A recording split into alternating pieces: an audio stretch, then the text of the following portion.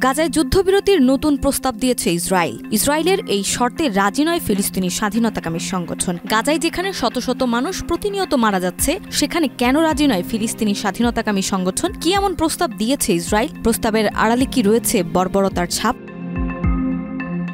গাজায় চলমান সংঘর্ষ বন্ধে একটি যুদ্ধবিরতির প্রস্তাব দিয়েছে ইসরায়েল। এই প্রস্তাব ফিলিস্তিনি স্বাধীনতাকামী সংগঠনের কাছে পৌঁছে দিয়েছে মধ্যস্থতাকারী দেশ মিশর ও কাতারের প্রতিনিধিরা। মিশরের রাষ্ট্রীয় টেলিভিশন আল কাহেরা 14 এপ্রিল বিষয়টি জানিয়েছে।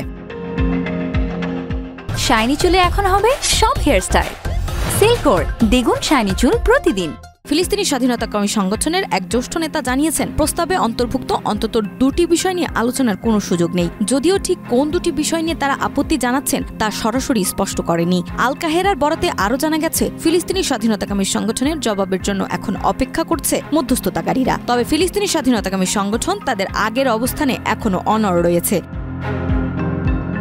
এর আগে রয়টার্সকে দেওয়া এক মন্তব্যে সংগঠনটির শীর্ষ নেতা সামি আবু জুহুরি জানান, ইসরায়েলের প্রস্তাবে সম্পূর্ণ শত্রুতা বন্ধের বিষয়টি অন্তর্ভুক্ত না থাকায় সেটি গ্রহণযোগ্য নয়। নতুন প্রস্তাবে ইসরায়েলে প্রথমবারের মতো আলোচনার পরবর্তী ধাপে ফিলিস্তিনি স্বাধীনতাকামী সংগঠনকে নিষ্ক্রিয়করণের আহ্বান জানিয়েছে। তবে এই প্রস্তাব সংগঠন কোনোভাবেই গ্রহণ করবে না বলে সাফ জানিয়ে দিয়েছে তারা।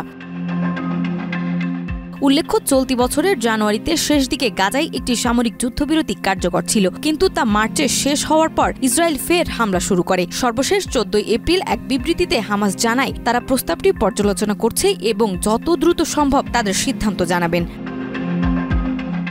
নাজমা, মাই টিভি।